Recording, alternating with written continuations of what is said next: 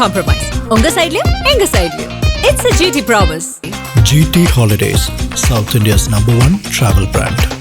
S, வீடு, schools, hotels, store room இங்கெல்லாம் partition wall கட்டணும்னாலும் இப்போ பில்டிங் போனஸோட first choice Renocon Rapid Wall Panels. தமிழகம் எங்கும் கிளைகள் கொண்ட Annamal institute of hotel management and hospital management படிப்பில் சேர்வதற்கான அட்மிஷன் நடைபெறுகிறது.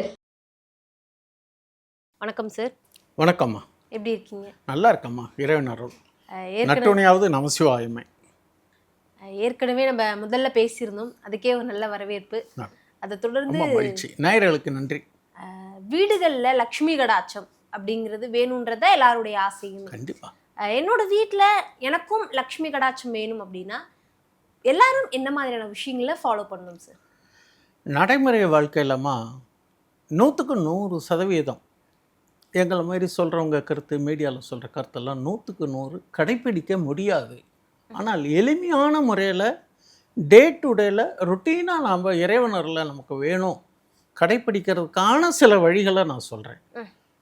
இப்போது அருள் இல்லாருக்கு அவ்வுலகில் இடமில்லை, பொருள் இல்லாருக்கு இவ்வுலகில் இடமில்லை. அருளையும் நம்ம கிரியேட் பண்ணணும். அது அடுத்த பிறவிக்கு நம்மளுக்கு அடுத்த ஜென்மத்துக்கு அது அருள் இருக்கணும். இப்போ இன்றைக்கி டே டு டே லைஃபுக்கு நம்ம காஸ்ட் ஆஃப் லிவிங் இதையும் நம்ம மனசில் வச்சுக்கிட்டு இருக்கணும். மனிதனுடைய மரியாதையை தீர்மானிப்பது என்பது பணம். பணம் தான் ஒரு மனிதனுடைய அந்தஸ்தை தீர்மானிக்கப்படுகிறது இந்த காலத்தில். பணம் என்பதும் மரியாதைக்குரியது. வெறும் குணம் இருப்பது என்பது அது அடிஷனல் குவாலிஃபிகேஷனாக ஆகிடுது. அப்போ இந்த பணம் வேணும் அப்படின்னா இந்த பணத்துக்கு வருமானத்துக்கு நமக்கு வழி சரியாக வருமானம் பண்ணிட்டோம், தங்க மாட்டேனது, செலவாகிக்கிட்டு இருக்குது. அதுக்கு சில யுக்திகள்லாம் இருக்குது இல்லையா? பெரியவங்க, சித்தர்கள், ஆண்டவர்கள்லாம் நிறைய சொல்லிட்டு போயிருக்காங்க. என்ன தான் நம்ம கூகுள் யுகமாக வந்தாலும் இந்த மாதிரி வழிபாட்டு முறைகள் ஒரு டிசிப்ளின் இருக்கணும். ஒரு சின்ன உதாரணம் சொல்கிறேன். ஒரு ஸ்கூலுக்கு நம்ம குழந்தைங்க சேர்த்துறோம். எல்கேஜி, யூகேஜி, ஃபஸ்ட் ஸ்டாண்டர்டு படிக்கிறது. அதுக்குன்னு ஒரு டிசிப்ளின் இருக்குது இல்லையா? அந்த ஸ்கூலில் ஒரு டிசிப்ளின் வச்சுருக்காங்க இல்லையா? யூனிஃபார்ம், அதுக்கான ஆஃப் ட்ரௌசர், சாக்ஸு போட்டு ஷூ, சில ஸ்கூலில் டை கட்டுவாங்க. கிராப் இப்படி தான் இருக்கணும், ஹேர் ஸ்டைல். நம்ம இஷ்டத்துக்கு நம்ம போகிறோமா?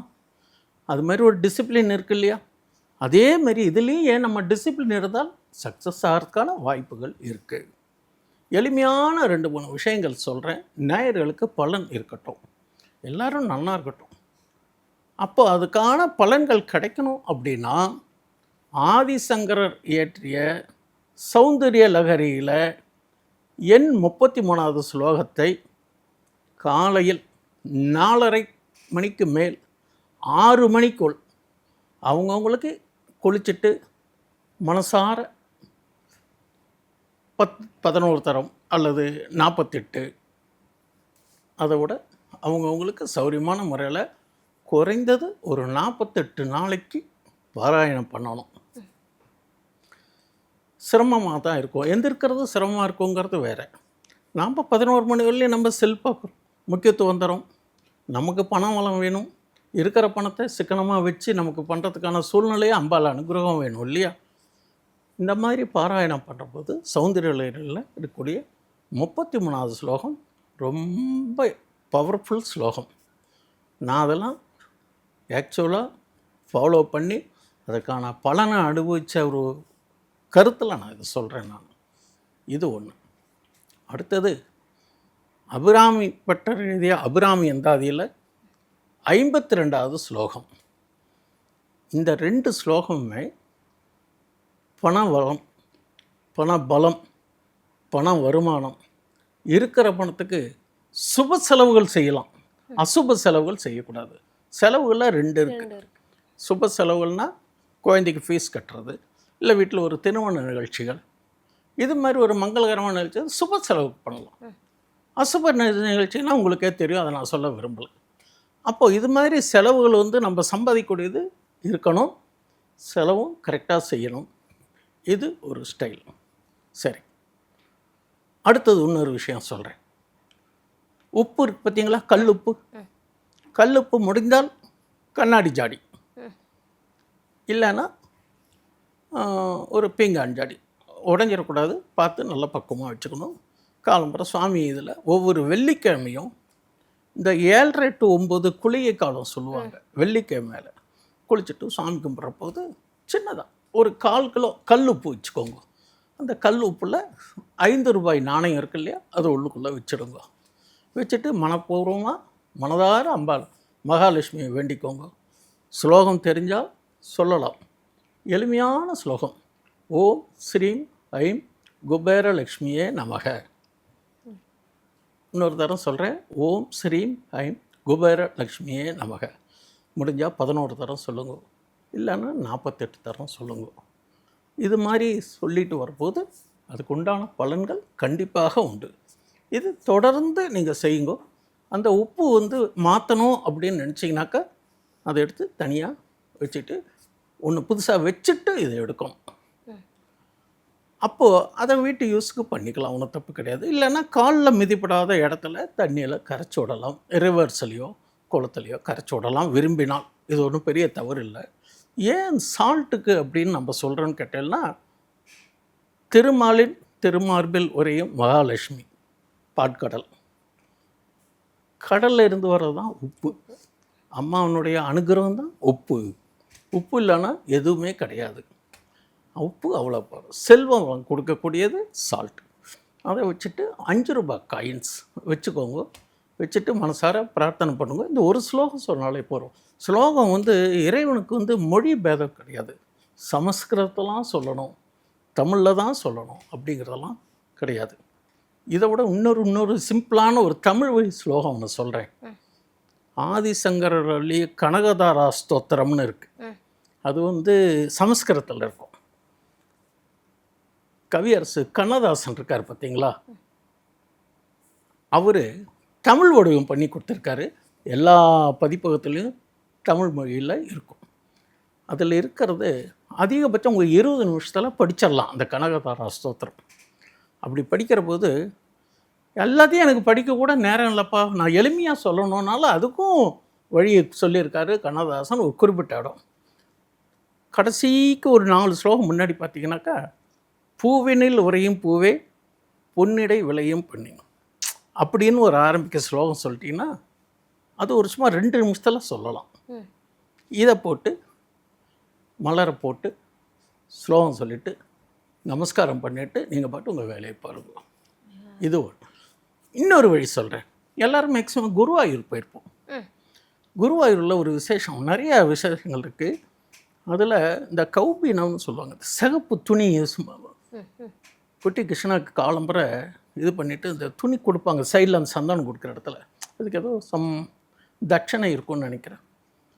எனக்கு ஃப்ரீயாக கொடுத்தாங்க. அந்த இவ்வளோ பெருசாக சின்னதாக ஒரு சிவப்பு கலரில் கொடுப்பாங்க சந்தனத்தோடு. அதை வாங்கி மடித்து பர்ஸில் வச்சுக்கோங்க. இதெல்லாம் எளிய உபாயங்கள், சொல்கிறதுக்கு யாரும் இல்லை. சொன்னாலும் நம்புறதுக்கு கொஞ்சம் யோசனை. எதுலேயுமே நம்பிக்கை வேணும். நம்பிக்கை இருந்தால் எதையுமே சாதிக்கலாம்.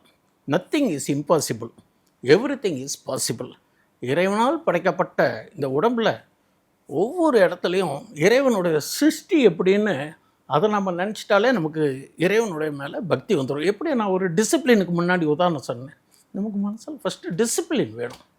இந்த மாதிரி சில ஸ்லோகங்கள் நமக்கு வழிகாட்டும், நல்ல ஒரு சூழ்நிலையை இம்ப்ரூவ்மெண்ட் பண்ணி தருங்கிறது என்னுடைய அனுபவ ரீதியான கருத்து. நான் நிறையாட்டி சொல்லி நிறைய பேர்த்து பலனும் அடைஞ்சிருக்கிறாங்க. இன்னும் என்ன பார்த்திங்கன்னா, நர்மதா சக்கரம்னு ஒன்று. அது ஒன்றும் பெரிய விஷயம் இல்லை. நர்மதா சக்கரம்னு நம்ம வச்சுட்ட பேர். இந்த முத்து இருக்குது பார்த்தீங்களா, முத்து இந்த சிப்பின்னு சொல்லுவாங்க இல்லையா, கிளிஞ்சல்கள்னு சொல்லுவாங்க. அது எல்லா கிளிஞ்சலும் யூஸ் பண்ணக்கூடாது. அதில் சில சுழி இருக்கும். அது மாதிரி பார்த்து வாங்கணும். எங்கே அது அதிகமாக கிடைக்கும் அப்படின்னு கேட்டேன்னா, ராமேஸ்வரம், காசி, இது மாதிரி புண்ணிய சேத்திர இடத்துல அது கிடைக்கிறதுக்கான வாய்ப்புகள் இருக்குது. அதை வாங்கி சிவப்பு துணியில் முடிஞ்சு அம்பாள்கிட்ட வச்சுட்டும் பிரார்த்தனை பண்ணிக்கலாம். அதுக்குன்னு சில கணக்குகள் இருக்குது. நேரத்தை அனுசரித்து அது முழுமையாக சொல்ல முடியலை. இன்னொரு முறை வாய்ப்பு இருக்கிற போது அதுக்குன்னே சில பலன்கள் இருக்குது. அதுக்கு முன்னதாக உங்களுடைய அஸ்ட்ராலஜர்கிட்ட கொடுத்து ஜாதக அமைப்பில் இதுக்கு எப்படி வழிபாடு செய்யலாம் அப்படிங்கிறது கேட்டெல்லாம் அவங்க சொல்லுவாங்க. இந்த மாதிரி நீங்களாம் ஃபாலோ பண்ணலாம். இருக்கிற காசு, உழைச்ச காசு அனாவசியமாக போகாமல் நம்மள்ட்ட இருக்கிறதுக்கான வாய்ப்புகள். இன்னும் ஏதாவது செய்திகள் இருந்தால் கேளுங்க சொல்கிறேன். பாராயணம் பண்ணணும் அப்படின்னு சொல்லியிருந்தீங்க. சில பேருக்கு படிக்க முடியாது, இல்லை படிக்க தெரியாது. அவங்க வந்து என்ன பண்ணலாம் சார்? அதாம்மா, இப்போ நான் ஒரு சிம்பிளாக உங்களுக்கு சொன்னேன்ல, இது 4 வார்த்தை. ஓம் ஸ்ரீம் ஹ்ரீம் ஐம் குபேரலக்ஷ்மியே நமக. நம்ம புஸ்தகம் வச்சு படிக்க வேண்டாம் இல்லையா? இப்போ நமக்கு அட்வான்ஸ் டெக்னாலஜி வந்திருக்கு, செல்லில் ரெக்கார்ட் பண்ணி கொடுங்க, அவள் காதில் கேட்கட்டும்.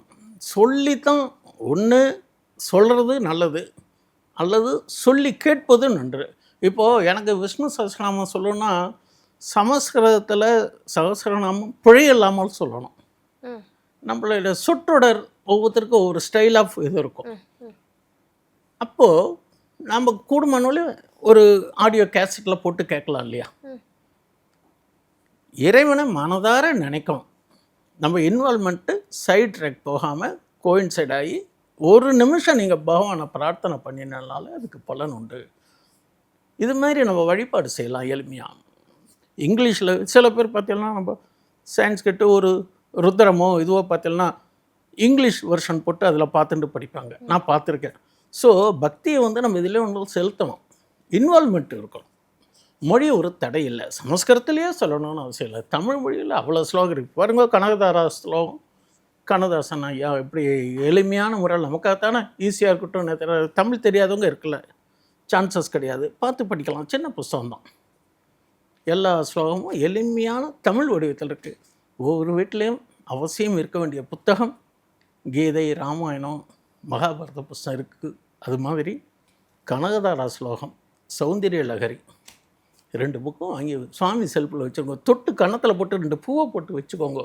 அம்மா எனக்கு ஒன்றும் ஸ்லோகம் தெரியாது, எனக்கு பணத்துக்கு வருமானத்துக்கு ஏதோ ஒன்று பண்ணி என் உழைப்புக்கு தகுந்த கொடு அப்படின்னு சொல்லி பிரார்த்தனை பண்ணுங்க. என் குழந்தைகள் நல்லா இருக்கணும், என் உற்றாள் நல்லா இருக்கணும், பிரார்த்தனை மனப்பூர்வமாக கேட்டுன்றாலே அவங்களுக்கு அது கேட்கும். இன்னும் நிறையா சொல்லணும், நிறையா விஷயங்கள் இருக்குது. அடுத்த பதிவுகளில் ஒவ்வொன்றும் இதெல்லாம் நான் அனுபவ ரீதியாக தெரிஞ்சுக்கிட்டு தான் சொல்கிறேன். என்னுடைய வயசுக்கு நான் நிறையா இதெல்லாம் ஃபாலோ பண்ணேன். எதாக இருந்தாலுமே நம்பிக்கை வேணும். நம்பிக்கையாக செஞ்சேன்னா கண்டிப்பாக 100க்கு 100% பலன் உண்டு. இதை ஃபாலோ பண்ணணும். சிம்பிளான வழி தான் நான் சொல்லியிருக்கேன். வாய்ப்பு கொடுத்தமைக்கு நன்றி, நேயர்களுக்கு நன்றி.